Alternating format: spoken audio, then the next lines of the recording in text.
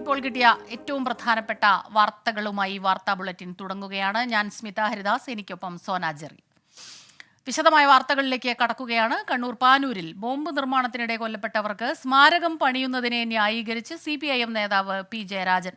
ചരിത്രത്തെ Indian penal കോഡിന്റെ അളവുകോലുകൊണ്ട് വിലയിരുത്താനാകില്ല. രക്തസാക്ഷികൾ തന്നെ. ബോംബുണ്ടാക്കുന്നതിനിടെ കൊല്ലപ്പെട്ടവർക്കായി RSSും സ്മാരകം നിർമ്മിച്ചിട്ടുണ്ടെന്ന് P. ജയരാജൻ പറഞ്ഞു. സജോ ദേവസ്യ ചേരുന്നുണ്ട് കണ്ണൂരിൽ നിന്ന് വിവരങ്ങളുമായി. സജോ, ബോംബ് നിർമ്മാണത്തിനിടെ കൊല്ലപ്പെട്ട് ഇവർക്കായി ഇങ്ങനെ ഒരു സ്മാരകം പണിയുന്നു, അതിനെതിരെ വലിയ വിമർശനം വരുന്നു. പക്ഷേ ഇപ്പോൾ RSS ഇങ്ങനെ ചെയ്തിട്ടുണ്ട് എന്ന് പറഞ്ഞ് ഒരു ന്യായീകരണം, അങ്ങനെയാണോ സംഭവിക്കുന്നത്? സ്മിത, 2015 ജൂൺ 6-നാണ് പാനൂരിലെ CPIM പ്രവർത്തകരായിരുന്ന ഷൈജുവും സുബീഷും ബോംബ് നിർമ്മാണത്തിനിടെയുണ്ടായ സ്ഫോടനത്തിൽ കൊല്ലപ്പെട്ടത്. അതിന് പിന്നാലെയും തൊട്ടടുത്ത വർഷം മുതൽ രക്തസാക്ഷി അനുസ്മരണവും അവരെ ഔദ്യോഗികമായി രക്തസാക്ഷി പട്ടികയിൽ ഉൾപ്പെടുത്തുന്നതുമെല്ലാം CPIM ചെയ്തിരുന്നു. ഏറ്റവും ഒടുവിൽ മറ്റന്നാൾ ഇരുവർക്കുമായി പാനൂർ തെക്കേ മുറിയിൽ നിർമ്മിച്ച രക്തസാക്ഷി സ്മാരകം ഉദ്ഘാടനം ചെയ്യപ്പെടാൻ പോവുകയാണ്. CPIMന്റെ സംസ്ഥാന സെക്രട്ടറിയെയാണ് ഉദ്ഘാടകനായി നിയോഗിച്ചിരിക്കുന്നത്. ഈ സംഭവത്തെക്കുറിച്ച് ഉണ്ടായിട്ടുള്ള വിവാദങ്ങളെക്കുറിച്ചാണ് P. ജയരാജൻ ഫേസ്ബുക്ക് കുറിപ്പിൽ പ്രധാനമായും അദ്ദേഹത്തിൻ്റെ നിലപാട് വിശദീകരിക്കുന്നത്. ഇതിനെ പൂർണ്ണമായും അദ്ദേഹം ന്യായീകരിക്കുകയാണ്. പ്രധാനമായും ഇരുവരും രക്തസാക്ഷികൾ തന്നെയാണ്. RSSന്റെ ആക്രമണങ്ങൾക്കെതിരെ സംസ്ഥാന വ്യാപകമായി ചെറുത്തുനിൽപ്പുകൾ ഉണ്ടായിട്ടുണ്ട്. അങ്ങനെയുള്ള ചെറുത്തുനിൽപ്പിൻ്റെയും പ്രതിരോധത്തിൻ്റെയും ഭാഗമായാണ് ഇരുവരും ജീവാർപ്പണം ചെയ്തത് എന്ന് ഫേസ്ബുക്ക് കുറിപ്പിൽ P. ജയരാജൻ ന്യായീകരിക്കുന്നു. ചരിത്ര സംഭവങ്ങളെ അല്ലെങ്കിൽ ചരിത്രപരമായ രാഷ്ട്രീയ കാര്യങ്ങളെ അതിൻ്റെ അളവുകോൽ വെച്ചാണ് വിലയിരുത്താനാവുക, അതല്ലാതെ ഇന്ത്യൻ പീനൽ കോഡിൻ്റെ അളവുകോൽ വെച്ച് വിലയിരുത്താനാകില്ല. ഇരുവരെയും രക്തസാക്ഷികളെ അല്ലാതാക്കുക എന്നത് ചരിത്രത്തെ നിഷേധിക്കലാണ് എന്ന് അദ്ദേഹം പറയാൻ ശ്രമിക്കുകയാണ്. ഒപ്പം ബോംബ് നിർമ്മാണത്തിനിടെ കൊല്ലപ്പെട്ടവർക്കായും RSSും രക്തസാക്ഷി സ്മാരകങ്ങൾ നിർമ്മിച്ചിട്ടുണ്ട്. ഇരുവരുടെയും രക്തസാക്ഷി അനുസ്മരണ പരിപാടികൾ തുടരും, അതേതെങ്കിലും നിലയ്ക്ക് നിർത്തില്ല. അതേസമയം കഴിഞ്ഞ തിരഞ്ഞെടുപ്പ് കാലത്ത് പാനൂർ മൂളിയത്തോട് ബോംബ് നിർമ്മിക്കുന്നതിനിടെയുണ്ടായ സ്ഫോടനത്തിൽ ഒരാൾ കൊല്ലപ്പെട്ടിരുന്നു. ആ സംഭവത്തെ ഇതുമായി ചേർത്ത് വെച്ച് വ്യാഖ്യാനിക്കാൻ ശ്രമിക്കരുത് എന്ന് അദ്ദേഹം പറയുകയാണ്. ആ ബോംബ് സ്ഫോടനത്തിൽ കൊല്ലപ്പെട്ട ആൾ ഏതായാലും CPIMന്റെ രക്തസാക്ഷി പട്ടികയിൽ ഇടം പിടിക്കില്ല, അത് പൂർണ്ണമായും CPIM തള്ളിപ്പറഞ്ഞതാണ്. പക്ഷേ പാനൂരിലെ ഈസ്റ്റ് ചെറ്റക്കണ്ടിയിലെ ഇരുവരും കൊല്ലപ്പെട്ട സംഭവത്തെ അതൊരു ചെറുത്തുനിൽപ്പാണ്. തുടർച്ചയായ ആക്രമണങ്ങൾ ഉണ്ടായി. ആഭ്യന്തര ശത്രുക്കളായി ന്യൂനപക്ഷങ്ങളെയും കമ്മ്യൂണിസ്റ്റുകളെയും സംഘപരിവാർ കണ്ടു. അതിൻ്റെ ഭാഗമായി തുടർച്ചയായ ആക്രമണങ്ങൾ ഉണ്ടായിട്ടുണ്ട്. അതിൻ്റെ ഭാഗമായുള്ള പ്രതിരോധം എന്ന നിലയ്ക്കുള്ള ഒരു ന്യായീകരണമാണ് ഇക്കാര്യത്തിൽ അദ്ദേഹം പറയുന്നത്. അതായത് ഏതെങ്കിലും നിലയ്ക്ക് ഇരുവരെയും രക്തസാക്ഷികളല്ല എന്ന നിലയ്ക്ക് എന്നുള്ള വിമർശനങ്ങളൊക്കെ അത് ആക്ഷേപമാണ്, ചരിത്ര നിഷേധമാണ്. അവർ ചെറുത്തുനിൽപ്പ് സംഘടിപ്പിച്ചവരാണ്. അതുകൊണ്ട് തന്നെ ഇരുവരും, സുബീഷും ഷൈജുവും, രക്തസാക്ഷികൾ തന്നെയാണ്. അതുകൊണ്ട് ആ അനുസ്മരണ പരിപാടി തുടരും. അക്കാര്യത്തിൽ സംശയങ്ങൾക്ക് ഇടയില്ല എന്ന് വ്യാഖ്യാനിക്കാൻ ശ്രമിക്കുകയാണ് ഫേസ്ബുക്ക് കുറിപ്പിലൂടെ CPIMന്റെ സംസ്ഥാന സമിതി അംഗമായ P. ജയരാജൻ. സ്മിത. ശരി, സജോ ദേവസ്യാണ് കണ്ണൂരിൽ നിന്ന് ഈ വാർത്തയുടെ വിശദാംശങ്ങളുമായി നമുക്കൊപ്പം ചേർന്നത്. ഇനി മറ്റൊരു പ്രധാനപ്പെട്ട വാർത്തയിലേക്കാണ്. ലൈംഗികാതിക്രമ കേസിൽ JDS നേതാവും മുൻമന്ത്രിയുമായ HD രേവണ്ണയ്ക്ക് ആശ്വാസം. ഹോള നരസിപുര പോലീസ് രജിസ്റ്റർ ചെയ്ത കേസിൽ രേവണ്ണയ്ക്ക് മുൻകൂർ ജാമ്യം ലഭിച്ചു. മറ്റ് 2 കേസുകളിൽ കോടതി നേരത്തെ തന്നെ ജാമ്യം അനുവദിച്ചിരുന്നു. അരുൺ പൂപ്പറമ്പ ചേരുന്നുണ്ട് ബംഗളൂരുവിൽ നിന്ന് വിവരങ്ങളുമായി. അരുൺ, ഈ ജാമ്യം ലഭിച്ചത് ഏതെല്ലാം ഗ്രൗണ്ടുകളാണ് കോടതി പരിശോധിച്ചത്? എന്തെല്ലാമാണ് ഇതിൽ പറയുന്നത്? സ്മിത, തീർച്ചയായും മുൻമന്ത്രി HD രേവണ്ണയെ അറസ്റ്റ് ചെയ്ത 2 കേസുകളിൽ നേരത്തെ ബംഗളൂരു പീപ്പിൾ റെപ്രസെന്റേറ്റീവ് കോടതി രേവണ്ണ ജാമ്യം അനുവദിച്ചിരുന്നു. ഇത് മറ്റൊരു കേസാണ്. ഇത് ഹോളനരസിപുര പോലീസ് സ്റ്റേഷനിൽ ഒരു യുവതി നൽകിയ ലൈംഗികാതിക്രമ പരാതിയിൽ രജിസ്റ്റർ ചെയ്ത കേസാണ്. ഈ കേസിൽ ആദ്യം HD രേവണ്ണയുടെ മകൻ പ്രജ്വൽ രേവണ്ണ മാത്രമായിരുന്നു പ്രതി. പിന്നീടാണ് HD രേവണ്ണയെ കൂടി ഈ കേസിൽ പ്രതി ചേർത്തത്. ഈ കേസിൽ ഒരുപക്ഷെ അറസ്റ്റ് ഉണ്ടാകുമെന്ന സൂചന ഉൾപ്പെടെ പുറത്തു വന്നിരുന്നു. അതിനിടെയാണ് HD രേവണ്ണ മുൻകൂർ ജാമ്യം തേടുകയും അപ്പോൾ കോടതി മുൻകൂർ ജാമ്യം അനുവദിക്കുകയും ചെയ്തിട്ടുള്ളത്. എന്തായാലും HD രേവണ്ണയെ സംബന്ധിച്ച് ഇത് ആശ്വാസമാണ്. നേരത്തെ അറസ്റ്റ് ചെയ്ത 2 കേസുകളിൽ ജാമ്യം ലഭിച്ചു. ഇപ്പോൾ 3ാമത്തെ കേസിൽ കൂടി ഇപ്പോൾ മുൻകൂർ ജാമ്യം ലഭിച്ചിരിക്കുകയാണ്. സ്മിത, ലൈംഗിക അതിക്രമ കേസിലാണ് ഇപ്പോൾ JDS നേതാവും മുൻമന്ത്രിയുമായ HD രേവണ്ണയ്ക്ക് ആശ്വാസമായ വിധിയെത്തുന്നത്. ജാമ്യം ലഭിച്ചിരിക്കുന്നു. മറ്റു 2 കേസുകളിൽ കോടതി നേരത്തെ തന്നെ രേവണ്ണയ്ക്ക് ജാമ്യം അനുവദിച്ചിരുന്നു. അരുൺ പൂപ്പറമ്പയാണ് ബംഗളൂരുവിൽ നിന്ന് ഈ വാർത്തയുടെ വിശദാംശങ്ങളുമായി നമുക്കൊപ്പം ചേർന്നത്. കോടതി അലക്ഷ്യ കേസിൽ KPCC അധ്യക്ഷൻ K. സുധാകരൻ ഹൈക്കോടതിയിൽ ഹാജരായി. കേസിൽ മറുപടി സമർപ്പിക്കാൻ സുധാകരന് ഹൈക്കോടതി നിർദ്ദേശം നൽകി. ഷുഹൈബ് വധക്കേസ് CBI അന്വേഷിക്കണമെന്ന ഹർജി തള്ളിയ ഹൈക്കോടതി ഉത്തരവിനെ വിമർശിച്ചതാണ് കേസിന് ആധാരം. ശ്രീകാന്ത് ചേരുന്നുണ്ട് കൊച്ചിയിൽ നിന്ന് വിവരങ്ങളുമായി. ശ്രീകാന്ത്, KPCC അധ്യക്ഷൻ നേരിട്ട് ഹാജരാവുകയായിരുന്നു. എപ്പോഴായിരുന്നു ഹാജരായത്? കൂടുതൽ വിവരങ്ങൾ. ഉച്ചയ്ക്ക് 2 മണിയോടെയാണ് KPCC അധ്യക്ഷൻ K സുധാകരൻ ഹൈക്കോടതി മുൻപാകെ ഹാജരായത്. ജസ്റ്റിസ് അനിൽ K നരേന്ദ്രന്റെ ബെഞ്ച് മുമ്പാകെയാണ് അദ്ദേഹം നേരിട്ട് ഹാജരായത്. നേരത്തെ കോടതി അദ്ദേഹത്തിന് കർശനമായ നിർദ്ദേശം നൽകിയിരുന്നു, കോടതിയലക്ഷ്യ കേസിൽ നേരിട്ട് ഹാജരാകണം എന്നുള്ളത്. അതേ തുടർന്നാണ് അദ്ദേഹം ഇന്ന് എത്തിയത്. ഷുഹൈബ് വധക്കേസിൽ CBI അന്വേഷണം ആവശ്യപ്പെട്ട് സമർപ്പിച്ച ഹർജി അത് തള്ളിയതിനെതിരെ അദ്ദേഹത്തിന്റെ ഭാഗത്തുനിന്നും ചില പരാമർശങ്ങൾ വന്നിരുന്നു. ഇതാണ് കോടതിയലക്ഷ്യ കേസിലേക്ക് നയിച്ചത്. എന്തായാലും വിഷയത്തിൽ മറുപടി സമർപ്പിക്കാൻ K സുധാകരന് കോടതി നിർദ്ദേശം നൽകി. ശരി, ശ്രീകാന്താണ് കൊച്ചിയിൽ നിന്ന് വിവരങ്ങളുമായി നമുക്കൊപ്പം ചേർന്നത്. മറ്റൊരു വാർത്തയിലേക്ക് പോവുകയാണ്. പത്തനംതിട്ട വായ്പൂരിൽ കാറിനു നേരെ ഇതര സംസ്ഥാന തൊഴിലാളികളുടെ ആക്രമണം. വായ്പൂർ സ്വദേശി സാലിഖ് ഖാന്റെ കാറിന്റെ ചില്ല് അടിച്ചു തകർത്തു. മാരകായുധങ്ങൾ ഉപയോഗിച്ചായിരുന്നു ആക്രമണമെന്ന് ദൃക്സാക്ഷികൾ പറഞ്ഞു. ഒരു അന്യസംസ്ഥാന തൊഴിലാളി പെട്ടെന്ന് കടന്നു വരികയും ഞങ്ങളുടെ വാഹനത്തിൻ്റെ പുറത്തേക്ക് വന്ന് മുഷ്ടി ചുരുട്ടി ഇടിച്ചുകൊണ്ട് ആ ഗ്ലാസ് പൊട്ടിക്കുകയും പെട്ടെന്ന് ഞങ്ങളെ ആക്രമിക്കാൻ വരുന്ന ഒരു ഭാവത്തിലേക്ക് വരികയും, എന്നാൽ മറ്റുള്ള അന്യസംസ്ഥാന തൊഴിലാളിയുടെ കയ്യിലെല്ലാം ആയുധങ്ങളുണ്ടായിരുന്നു. അതിന് ഞങ്ങൾ പെട്ടെന്ന് പോലീസിനെ അറിയിച്ചു. പോലീസ് ഒരു 5 മിനിറ്റ് തന്നെ ആ സ്ഥലത്തെത്തുകയും അവരെ നാട്ടുകാരുടെ സഹായത്തോടുകൂടി കീഴ്പ്പെടുത്തി ആശുപത്രിയിലേക്ക് കൊണ്ടുപോയി. എന്നാൽ അതിനുശേഷവും ഈ അന്യസംസ്ഥാന തൊഴിലാളികളെല്ലാം അവിടെ കൂട്ടമായി നിന്നുകയും ആയുധങ്ങൾ ഉപയോഗിക്കുകയും മയക്കുമരുന്നിന് പോലും ഇവർ അടിമകളാണെന്ന്. നമുക്കിപ്പം വലിയൊരു ബുദ്ധിമുട്ടാണ്. കാരണം സ്ത്രീകളടക്കമുള്ളവരാൾ പകലെല്ലാം ഈ വീട്ടിൽ ഒറ്റയ്ക്ക് താമസിക്കുന്നവരുണ്ട്. അവരെയൊക്കെ ഇവർ ആക്രമിക്കുമോ എന്ന് പോലും ഞങ്ങൾ ഭയപ്പെടുന്നുണ്ട്. ശ്രീജിത്ത് ശ്രീകുമാരൻ ചേരുന്നുണ്ട് പത്തനംതിട്ടയിൽ നിന്ന് വിവരങ്ങളുമായി. ശ്രീജിത്ത്, ഇവർ ഒരു പ്രകോപനവും ഇല്ലാതെ ഈ മയക്കുമരുന്ന് ഉപയോഗിച്ച് ആ രീതിയിലൊരു അതിക്രമമാണ് നടന്നതെന്നാണോ ഇപ്പോൾ പറയുന്നത്? അങ്ങനെയാണ് നാട്ടുകാർ ആരോപിക്കുന്നത്. ഇന്നലെ രാത്രിയാണ് ഇത്തരത്തിലൊരു സംഭവം നടക്കുന്നത്. ആ പ്രദേശത്ത് ഇതര സംസ്ഥാന തൊഴിലാളികൾ താമസിക്കുന്ന മേഖല തന്നെയാണ്. അവിടെ പല തൊഴിലിനും വേണ്ടി അവർ ജോലി ചെയ്യുന്നതും താമസിക്കുന്നതുമായ മേഖലയാണ്. എന്തായാലും ഇവർ തമ്മിലൊരു സംഘർഷം, പരസ്പര സംഘർഷമാണ് ആദ്യഘട്ടത്തിൽ ഉണ്ടായത്. എന്തായാലും ഈ പരസ്പര സംഘർഷത്തിനിടയിലേക്ക് ഈ കാർ വരികയും അവിടെ നിർത്തിയിടുകയുമായിരുന്നു. ഇതിലെന്തോ പ്രകോപനം മണത്തതിന് ശേഷമാണ് ഇത്തരത്തിൽ ആക്രമണം എന്നാണ് പറയപ്പെടുന്നത്. എന്തായാലും കാറിന്റെ ഗ്ലാസ് അടിച്ചു തകർക്കുകയായിരുന്നു ഒരാൾ വന്ന്. അപ്പോൾ തന്നെ ഇയാൾ ഈ കാറിന്റെ ഉടമ ഇത് തടയാൻ വേണ്ടി ശ്രമിച്ചു. അപ്പോഴേക്കും കുറെ തൊഴിലാളികൾ, ഇതര സംസ്ഥാന തൊഴിലാളികൾ മാരകായുധമായി വരികയായിരുന്നു എന്നാണ് പറയുന്നത്. എന്തായാലും ആ ദൃശ്യങ്ങൾ നമുക്ക് ലഭിച്ചിട്ടുണ്ട്. ഈ തൊഴിലാളികളെ പിന്നീട് പോലീസ് എത്തിയാണ് പിരിച്ചുവിട്ടത്. ആരാണ് കാറിന്റെ ഗ്ലാസ് അടിച്ചു പൊട്ടിച്ചതെന്ന് പോലീസ് അന്വേഷിക്കുന്നുണ്ട്. ഇരുട്ടായിരുന്നു. മറ്റു ദൃശ്യങ്ങളും CCTV ദൃശ്യങ്ങൾ ഈ പ്രദേശത്തുണ്ടോ എന്നും പോലീസ് പരിശോധിക്കുന്നുണ്ടെന്ന് പറയുന്നു. എന്തായാലും കാറിന്റെ പിൻഗ്ലാസ് പൂർണ്ണമായി അടിച്ചു തകർക്കുന്ന ഒരു സാഹചര്യമായിരുന്നു ഉണ്ടായത്. എന്തായാലും പോലീസ് ഈ വിഷയത്തിൽ കേസെടുത്തിട്ടുണ്ട്. മറ്റു നടപടികളിലേക്ക് ഉടൻ തന്നെ കടക്കുമെന്ന് തന്നെയാണ് പോലീസ് അറിയിച്ചിട്ടുള്ളത്. ശരി, ശ്രീജിത്ത് ശ്രീകുമാരനാണ് പത്തനംതിട്ടയിൽ നിന്ന് വിവരങ്ങളുമായി നമുക്കൊപ്പം ചേർന്നത്. എറണാകുളം വേങ്ങൂരിൽ മഞ്ഞപ്പിത്തം ബാധിച്ച് ഒരാൾ കൂടി മരിച്ചു. വേങ്ങൂർ പഞ്ചായത്തിലെ 11-ാം വാർഡിൽ താമസിക്കുന്ന കാർത്യായനിയാണ് മരിച്ചത്. മഞ്ഞപ്പിത്തം ബാധിച്ച് പഞ്ചായത്തിൽ ഇതുവരെ 3 പേരാണ് മരിച്ചത്. വിഷ്ണു സുരേഷ് ചേരുന്നുണ്ട് കൊച്ചിയിൽ നിന്ന് വിവരങ്ങളുമായി. വിഷ്ണു, ഈ ആശങ്ക നിലനിൽക്കുന്നു, പ്രതിരോധ നടപടികൾ അങ്ങനെ നടക്കുന്നു, പക്ഷെ ഒരു മരണം കൂടി, ഒരു ജീവൻ കൂടി പൊലിഞ്ഞു പോയിരിക്കുന്നു. എന്താണ് വിവരങ്ങൾ? കഴിഞ്ഞ കുറച്ചു ദിവസമായി അതീവ ഗുരുതരാവസ്ഥയിൽ ചികിത്സയിലായിരുന്നു കാർത്തിയായനി. കോട്ടയം മെഡിക്കൽ കോളേജിലായിരുന്നു. ഇതിനിടയിലാണ് ഇന്ന് രാവിലെ മരണം സ്ഥിരീകരിച്ചത്. ഇതോടെ പഞ്ചായത്തിൽ മഞ്ഞപ്പിത്തം ബാധിച്ചു മരിക്കുന്നവരുടെ എണ്ണം 3 വേങ്ങൂർ പഞ്ചായത്ത് മഞ്ഞപ്പിത്തബാധയുമായി ബന്ധപ്പെട്ട ഹോട്ട്സ്പോട്ടാണ്.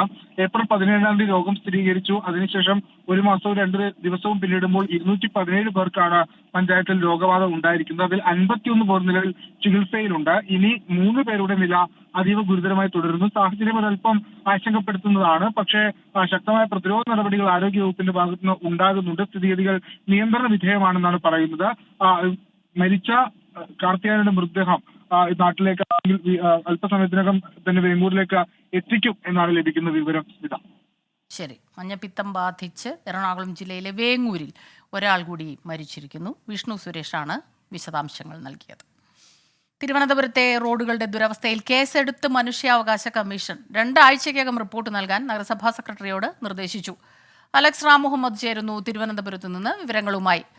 അലക്സ്, ഈ മഴ കൂടി പെയ്തതോടെ യാത്ര വലിയ ദുരിതത്തിലായി. നമ്മൾ അതിന്റെ റിപ്പോർട്ടുകളൊക്കെ നൽകിക്കൊണ്ടിരിക്കുന്നതാണ്. ഇപ്പോൾ മനുഷ്യാവകാശ കമ്മീഷൻ നേരിട്ടിടപെട്ടിരിക്കുന്നു അല്ലേ? സ്മിത, തീർച്ചയായും ഈ സ്മാർട്ട് സിറ്റിയുടെ ഭാഗമായി നഗരത്തിൽ ഏതാണ്ട് 80 റോഡുകളാണ് പുതുക്കിപ്പണിയുന്നത്.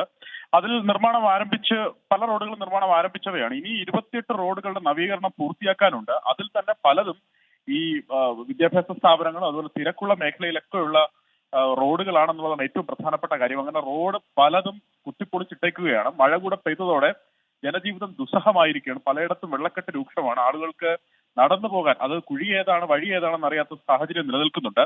ഇതിന്റെയൊക്കെ പശ്ചാത്തലത്തിൽ വന്ന മാധ്യമ വാർത്തകളുടെ അടിസ്ഥാനത്തിലാണ് ഇപ്പോൾ മനുഷ്യാവകാശ കമ്മീഷൻ കേസെടുത്തിട്ടുള്ളത്. തലസ്ഥാന നഗരത്തിലെ സ്മാർട്ട് റോഡുകളുടെ നിർമ്മാണം അനന്തമായി നീളുന്നത് കാരണം ജനങ്ങളുടെ സഞ്ചാര സ്വാതന്ത്ര്യം തടസ്സപ്പെട്ടതിനെ കുറിച്ച് നഗരസഭാ സെക്രട്ടറി രണ്ടാഴ്ചക്കകം റിപ്പോർട്ട് സമർപ്പിക്കണമെന്ന് മനുഷ്യാവകാശ കമ്മീഷൻ വ്യക്തമാക്കിയിരിക്കുന്നു. കമ്മീഷൻ ആക്ടിംഗ് ചെയർപേഴ്സൺ ജുഡീഷ്യൽ അംഗവുമായ കെ ബൈജുനാഥാണ് ഈ നിർദ്ദേശം നൽകിയത്. നഗരസഭാ സെക്രട്ടറി 2 ആഴ്ചയ്ക്കുള്ളിൽ ഈ റിപ്പോർട്ട് നൽകണം. മഴ പെയ്തതോടെ യാത്ര ദുസ്സഹമായി മാറിയിരിക്കുകയാണെന്നും കമ്മീഷൻ വിലയിരുത്തുന്നുണ്ട്. കേസ് ജൂണിൽ പരിഗണിക്കുമെന്ന് മനുഷ്യാവകാശ കമ്മീഷൻ വ്യക്തമാക്കുന്നുണ്ട്. ശരി, തിരുവനന്തപുരത്തെ റോഡുകളുടെ ദുരവസ്ഥയിലാണ് ഇപ്പോൾ മനുഷ്യാവകാശ കമ്മീഷൻ നേരിട്ട് കേസെടുത്തിരിക്കുന്നത്. 2 ആഴ്ചയ്ക്കകം റിപ്പോർട്ട് നൽകണമെന്ന് നഗരസഭാ സെക്രട്ടറിയോട് നിർദ്ദേശിച്ചിട്ടുമുണ്ട്. അലക്സ് റാം മുഹമ്മദ് തിരുവനന്തപുരത്ത് നിന്ന് വിവരങ്ങൾ നൽകുകയായിരുന്നു.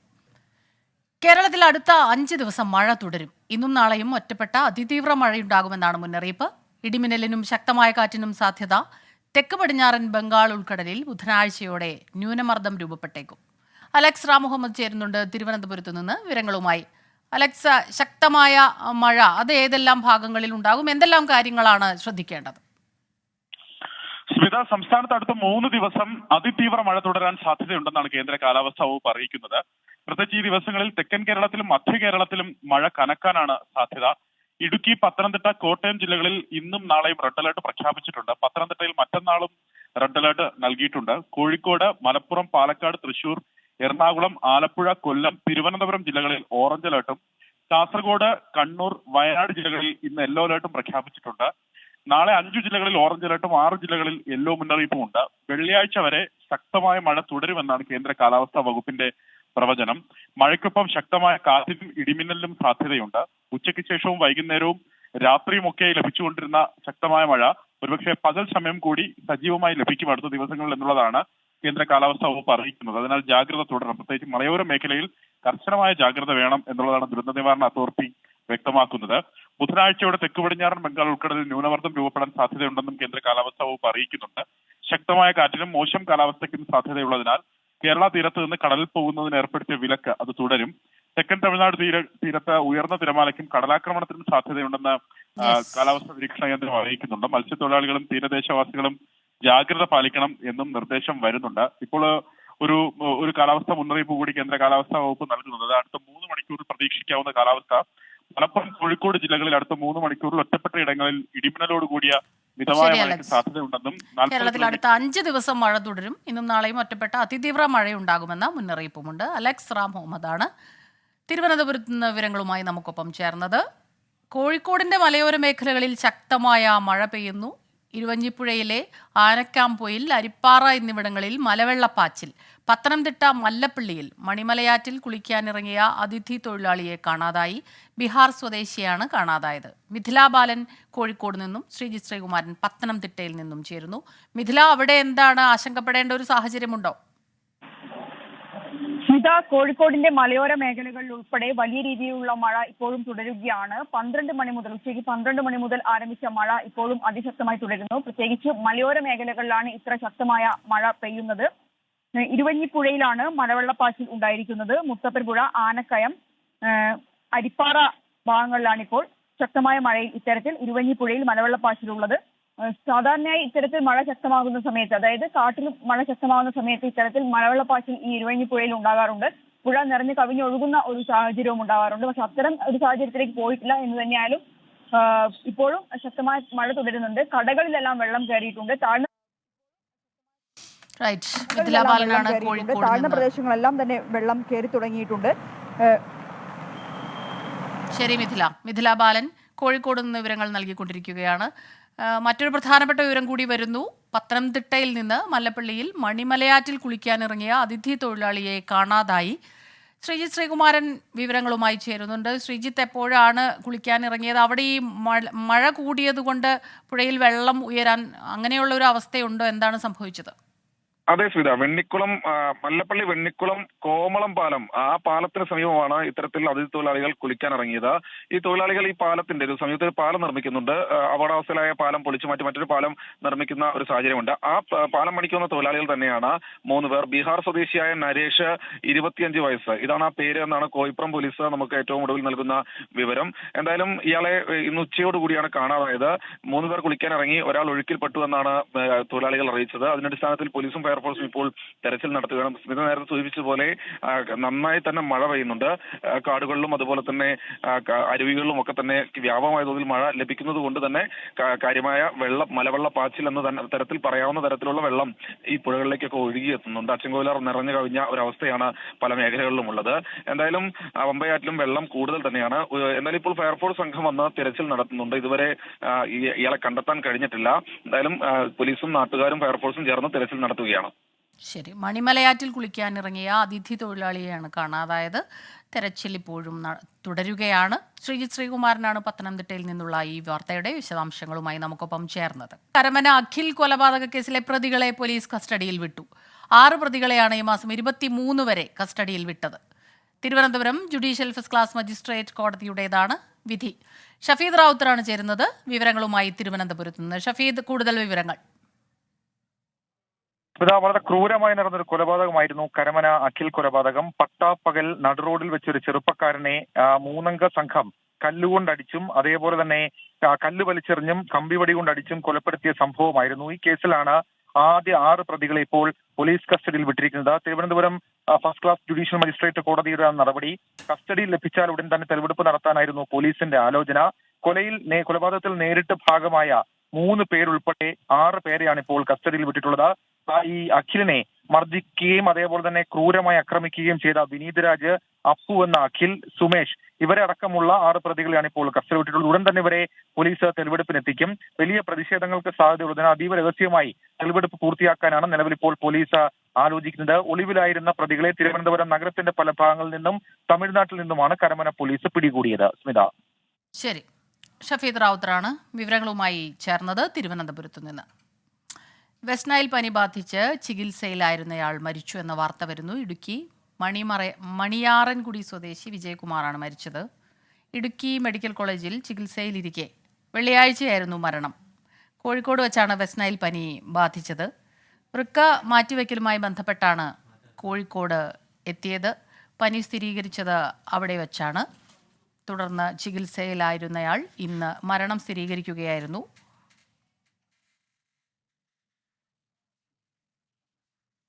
മണിയാറൻകുടി സ്വദേശി വിജയകുമാറിന്റെ മരണം സ്ഥിരീകരിച്ചിരിക്കുന്നു. കോഴിക്കോട് വെച്ച് വെസ്റ്റ് നൈൽ പനി ബാധിക്കുകയായിരുന്നു.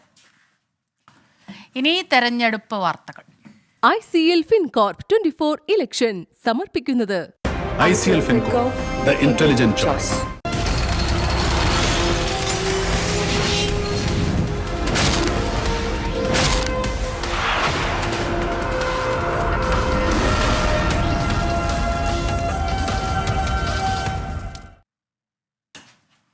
അമേഠിയും റായ്ബറേലിയും ഉൾപ്പെടെ 49 ലോക്സഭാ മണ്ഡലങ്ങളിൽ വോട്ടെടുപ്പ് അവസാന മണിക്കൂറുകളിലേക്ക്. 3 മണിവരെയുള്ള കണക്കനുസരിച്ച് 47.53% പേർ വോട്ട് ചെയ്തു. മുംബൈയിൽ VIP-കളൊക്കെ വോട്ട് ചെയ്യാൻ എത്തിയിരുന്നു. അക്ഷയ് കുമാർ, സുനിൽ ഷെട്ടി ഉൾപ്പെടെയുള്ള പ്രമുഖർ രാവിലെ തന്നെ വോട്ട് രേഖപ്പെടുത്തി. ബാന്ദ്രയിലെ സെയിന്റ് ആൻസ് സ്കൂളിൽ നിന്ന് ശ്രീനാഥ് ചന്ദ്രൻ തയ്യാറാക്കിയ റിപ്പോർട്ടിലേക്ക്. മുംബൈ ബാന്ദ്രയിലുള്ള സെയിന്റ് ആൻഡ് സ്കൂളിലാണ് നമ്മൾ ഉള്ളത്. സെലിബ്രിറ്റി വോട്ടർമാർ നിരവധി പേരുണ്ട്. ഇപ്പോൾ ഏറ്റവും ഒടുവിൽ ഇപ്പോൾ മടങ്ങുന്നത് ഇമ്രാൻ ഹാഷ്മിയാണ്. വോട്ട് ചെയ്തതിന് ശേഷം അദ്ദേഹത്തിൻ്റെ വാഹനത്തിൽ മടങ്ങുകയാണ്. രാവിലെ മുതൽ ജാൻവി കപൂർ, ബോണി കപൂർ, ഖുഷി കപൂർ, സുനിൽ ഷെട്ടി അങ്ങനെ നിരവധി പ്രമുഖർ ഇങ്ങോട്ട് എത്തിയിട്ടുണ്ടായിരുന്നു. ആമിർ ഖാനും ഈ ബൂത്തിൽ തന്നെയാണ് വോട്ട്. അദ്ദേഹത്തിൻ്റെ മകളും ഭർത്താവും അല്പസമയം മുമ്പ് എത്തി വോട്ട് ചെയ്ത് മടങ്ങുകയും ചെയ്തിട്ടുണ്ട്. അങ്ങനെ ബാന്ദ്ര മേഖലയിലെ ബൂത്തുകളിൽ സെലിബ്രിറ്റികളുടെ ഒരു വലിയ വോട്ടർമാർ ഉണ്ട് എന്നത് ഈ മേഖലയെ ശ്രദ്ധേയമാക്കുന്നുണ്ട്. ഷാറൂഖ് ഖാനും സൽമാൻ ഖാനും ബാന്ദ്രയിൽ തന്നെയുള്ള അവരുടെ വസതിക്ക് തൊട്ടടുത്തുള്ള സ്കൂളുകളിലാണ് വോട്ട് രേഖപ്പെടുത്തുന്നത്. സാധാരണ മുംബൈയിൽ ഒരു വലിയൊരു വോട്ടിംഗ് ഉണ്ടാവാറില്ല. 50% കഴിഞ്ഞ തവണ ഉണ്ടായിരുന്ന വോട്ടിംഗ്. ഇത്തവണയും അതിനടുത്ത് ഉണ്ടാകാനുള്ള സാധ്യതയെ കാണുന്നുള്ളൂ. രാവിലെ വലിയൊരു തിരക്ക് എവിടെയും അങ്ങനെ കാണാനില്ല. 50% മുകളിൽ പോയാൽ വളരെ നല്ലത് എന്നതായിരുന്നു സുനിൽ ഷെട്ടിയുടെ പ്രതികരണം. ഏതായാലും ഈ വോട്ടർമാരുടെ പ്രത്യേകതയ്ക്ക് അപ്പുറത്തേക്ക് വലിയ രാഷ്ട്രീയ പോരാട്ടം നടക്കുന്ന ഒരു മണ്ഡലമാണ് മുംബൈയിലുള്ള 6 മണ്ഡലങ്ങൾ. ശിവസേനയുടെ പിളർപ്പിന് ശേഷം ആ പാർട്ടികൾക്കിടയിൽ ആർക്കാണ് മേധാവിത്വം, വോട്ടർമാർക്കിടയിൽ അവരുടെ പാർട്ടി അണികൾക്കിടയിൽ ആർക്കാണ് മേധാവിത്വം എന്ന് തെളിയിക്കപ്പെടുന്ന പോരാട്ടമാണ്. 6-ൽ 4 ഇതോടെ ഈ വാർത്താ ബുള്ളറ്റിൻ പൂർണ്ണമാകുന്നു.